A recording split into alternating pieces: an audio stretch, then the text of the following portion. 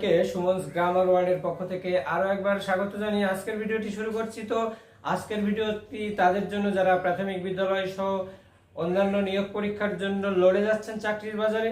তো ইংলিশ অংশ থেকে প্রত্যেকটা পরীক্ষায় কিন্তু 20 থেকে 30 মার্কের কোশ্চেন আসে। তো এই ইংলিশটা আবার দুই ভাগে বিভক্ত, অর্থাৎ দুটো ভাগে ইংলিশ পড়তে হয়, একটা গ্রামার অংশ এবং অন্য অংশটি হলো ভোকাবুলারি। তো এই ভোকাবুলারির মধ্যে synonym, antonym, word meaning, phrase, idioms, এই সমস্ত বিষয়গুলো আছে যেগুলো আসলে আমাদের টোটালি মুখস্থ করতে হয়। তো আমরা অনেকেই সেটা না বুঝেই মুখস্থ করি। যদি আমরা বুঝে বুঝে মুখস্থ করি তাহলে সেই বিষয়টি কিন্তু আমাদের মনে অনেকদিন জীবন্ত হয়ে থাকে। তো ইডিয়মস এবং ফ্রেজ মুখস্থ করার সব থেকে সহজ উপায় আজকে আমি আপনাদের সাথে আলোচনা করব। তো তার আগে বলি, ইডিয়মস এবং ফ্রেজ কি। Phrase is a group of word which has no subject and finite verb, যেখানে এক গুচ্ছ শব্দ সমষ্টি থাকে কিন্তু কোনো সাবজেক্ট এবং ফাইনাইট ভার্ব থাকে না, সেটাকে বলে ফ্রেজ। তবে ফ্রেজের আক্ষরিক অর্থ এবং ভাব অর্থ একই থাকে। ইডিয়মস একই সাথে এ গ্রুপ অফ ওয়ার্ড, কিন্তু এখানে আক্ষরিক অর্থ এবং ভাব অর্থের মিল থাকে না, অর্থাৎ আক্ষরিক অর্থ এবং ভাব অর্থ সম্পূর্ণ আলাদা হয়। তো এমনই ইডিয়মস এবং ফ্রেজ মুখস্থ করার যে টিপস আছে সেই টিপসগুলো আমরা একটু দেখবো। তো চলুন আমরা দুটো এক্সাম্পল থেকে শিখে নেই। তো প্রথম কোশ্চেনটা দেখুন, অ্যাকিলিস হিল মিন্স, অর্থাৎ অ্যাকিলিস হিল বলতে কি বোঝায়। তো এখানে strong point, weak point, a serious point, a serious heel. তো এখান থেকে সঠিক উত্তর হবে উইক পয়েন্ট, অর্থাৎ দুর্বল অংশ। তো আসলে অ্যাকিলিস হিল বলতে বোঝায় কোনো একজন মানুষ সব দিক থেকে শক্তিশালী বা সব দিক থেকে বীর হলেও বা সামর্থ্য থাকা সত্ত্বেও কোনো একটা একক জায়গার দুর্বলতার জন্য যে তার পতন হয় সেটাকেই বোঝায়। তো এই অ্যাকিলিস হিলটা যদি আমরা এভাবে মনে রাখি যে অ্যাকিলিস ছিলেন একজন গ্রিক বীর যোদ্ধা, অর্থাৎ আমরা বিশ্বে যে 4টি প্রধান মহাকাব্য গ্রন্থ আছে তার মধ্যে দুটোই কিন্তু গ্রিক রাইটার হোমারের লেখায়, একটি ইলিয়ড এবং অন্যটি ওডিসি, এবং বাকি দুটো কিন্তু ভারতীয় কাব্যগ্রন্থ, একটি মহাভারত এবং অন্যটি রামায়ণ। তো এই যে হোমারের ইলিয়ড মহাকাব্য, এই ইলিয়ড মহাকাব্যের একজন বীর ছিলেন কিন্তু অ্যাকিলিস, অর্থাৎ সেখানে অনেকগুলো বীর ছিলেন, একজন মেনিলিয়াস, অন্যজন আগামেমনন এবং এই অ্যাকিলিস। তো গ্রিকরা ট্রয় নগরী কেন ধ্বংস করেছিল সেটা তো আপনারা সবাই জানেন, যে এই যে গ্রিক বীর মেনিলিয়াস, এই মেনিলিয়াসের বউকে কিন্তু প্যারিস চুরি করে, অর্থাৎ প্রেমের ফাঁদে ফেলে কিন্তু এই ট্রয় নগরীতে নিয়ে আসে, এবং সেই হেলেনকে উদ্ধার করার জন্যই কিন্তু আগামেমননের নেতৃত্বে অ্যাকিলিস, মেনিলিয়াস সহ আরো অনেক বীর যোদ্ধারা এই ট্রয় নগরী আক্রমণ করে এবং শেষ পর্যন্ত ট্রয় নগরী ধ্বংস করে কিন্তু হেলেনকে উদ্ধার করে নিয়ে যান।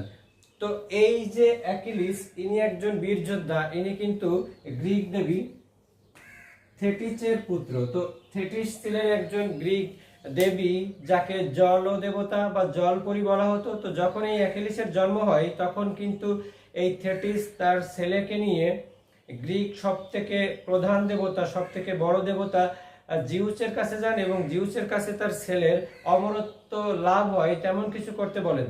তো তখন জিউস তাকে বলে, ঠিক আছে, তোমার ছেলে অমরত্ব লাভ করবে, তুমি যদি তোমার ছেলেকে এই সমুদ্রে ডুবিয়ে দিতে পারো, এই সমুদ্র থেকে একবার ডুবিয়ে নিয়ে আসো, তাহলেই সে অমরত্ব লাভ করবে। কিন্তু কোনো মা কি তার সন্তানকে টোটালি পানির মধ্যে ছেড়ে দিতে পারে?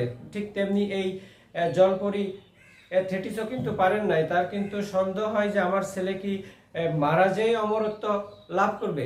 তো যার কারণে সে কি করে, তার ছেলের একটা পায়ের গোড়ালি ধরে সমুদ্রের মধ্যে ডুবিয়ে দেয়। তো এভাবে ডুবিয়ে যখন উপরে ওঠায় তখন কিন্তু সমস্ত শরীর পানিতে ভিজে যায়, শুধুমাত্র মা যতটুকু জায়গা গোড়ালি ধরে রেখেছিল ওই জায়গাটা শুকনো থাকে, অর্থাৎ ওখানে কোনো পানি লাগেনি, এবং ওটাই কিন্তু অমরত্ব হয় না, ওটা মরণশীল হয়, বাকি দেহটা অমরত্ব লাভ করে। তো যখন এই ট্রয় নগরীতে এসে যুদ্ধ হয় তখন প্যারিস কিন্তু যখন বাণবিদ্ধ করে, অর্থাৎ তীরবিদ্ধ করে, তখন কিন্তু এই তীরটা অ্যাকিলিসের ঠিক ওই গোড়ালিতে যে লাগে, তো দুর্বল জায়গাটাই লাগার কারণে তার কিন্তু মৃত্যু হয়। ঠিক একইভাবে আমরা যদি মহাভারতের কাহিনী দেখি তো সেখানে দেখি যে পাণ্ডবদের মধ্যে এবং কৌরবদের মধ্যে যুদ্ধ হয়। তো এই উভয় পক্ষের যুদ্ধের সময় যখন কোনোভাবেই পাণ্ডবদের সাথে পারা যাচ্ছিল না, তখন কিন্তু ধৃতরাষ্ট্রের বড় ছেলে দুর্যোধন সে অমরত্ব লাভ করার বাসনা করেন এবং তাকে এমন অমরত্ব দেওয়া হয় যে তার মা গান্ধারী, যার চোখ সারা জীবনই অন্ধকারে বাঁধা ছিল, যেহেতু তার বাবা ধৃতরাষ্ট্র অন্ধ ছিল, তো স্বামীর এই অন্ধত্বের ভাগ বহন করার জন্য কিন্তু স্ত্রী তার চোখ বেঁধে রাখতো সবসময়। অবশ্য যারা সাহিত্য পড়েন বা মহাভারত কাহিনী দেখেছেন তারা জানতে পারবেন। তো যখন এই যুদ্ধের একটা পর্যায়ে দুর্যোধনকে বলা হয় যে তোমার মায়ের চোখ বাঁধা, তুমি যদি তোমার মায়ের সামনে যেয়ে বিবস্ত্র হয়ে যেতে পারো, অর্থাৎ সম্পূর্ণ নগ্ন হয়ে যেতে পারো, তো তোমার মায়ের এই জ্যোতি যে অংশটুকুতে পড়বে তোমার শরীরে সেটা কিন্তু অমর হবে। তো যার কারণে এই যে গান্ধারীর চোখের যে জ্যোতি বাধা ছিল দীর্ঘদিন, যার কারণে শক্তি সঞ্চারিত হয়। তো যখন দুর্যোধন তার মায়ের সামনে যাচ্ছিল, তখন কিন্তু পাণ্ডবদের পক্ষ নিয়ে যুদ্ধ করা শ্রীকৃষ্ণ উনি বললেন যে তুমি এত বড় একটা ছেলে, তোমার মায়ের সামনে তুমি এভাবে বিবস্ত্র হয়ে যাবা, তোমার কি একটু লজ্জা নাই? আসলে কথাটা বলে কিন্তু পথভ্রষ্ট করে দেয়। তো তারপর দুর্যোধন তার কোমরের নিচের কিছুটা অংশে কিছুটা বস্ত্র বা গাছের বাকল ধারণ করে মায়ের সামনে যায়। তো যখন গান্ধারীর জ্যোতি তার শরীরে পড়ে, তখন কিন্তু পুরো শরীরই অমরত্ব লাভ করে, কিন্তু ঠিক কোমরের নিচে যে অংশটা ঢাকা ছিল সেই অংশটা কিন্তু অমরত্ব লাভ করে না। যার কারণে চূড়ান্ত পর্বে যখন যুদ্ধ হয়, তখন পাণ্ডবদের মধ্য থেকে ভীম ঠিক ওই জায়গাটা আঘাত করে তার মৃত্যু ঘটায়। তো আমরা এটা শিখলাম যে অ্যাকিলিস হিল অর্থ উইক পয়েন্ট, অর্থাৎ কোন একটা মানুষের অনেক শক্তি সামর্থ্য থাকা সত্ত্বেও একটা মাত্র দুর্বলতার কারণে তার পতন হওয়া। ঠিক আমরা পরের একটা ফ্রেজ এবং ইডিয়ম দেখবো। দেখুন এখানে আছে কল নেমস, অর্থাৎ কল মানে ডাকা, নেমস মানে নাম, অর্থাৎ নাম ধরে ডাকা।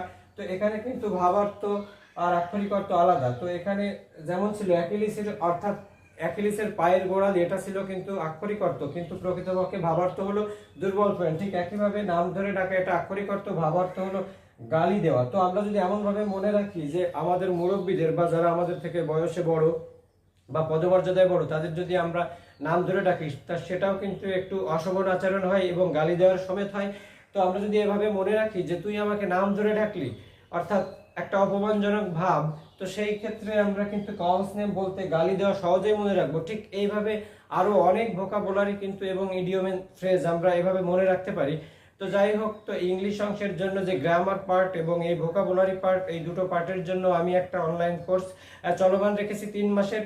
এটা আমরা প্রাইমারির জন্য করতেছি। যদি আপনারা চান অবশ্যই আমার সাথে যোগাযোগ করতে পারেন। আমার ফেসবুক আইডি সুমন গাইড এবং ফেসবুক পেজ সুমনস গ্রামার ওয়ার্ল্ড, এখানে আপনারা নক দিতে পারেন, অথবা আমার হোয়াটসঅ্যাপ নাম্বার 01818916877, এই নাম্বারে যোগাযোগ করতে পারেন। আজকের মতো এ পর্যন্ত, ধন্যবাদ।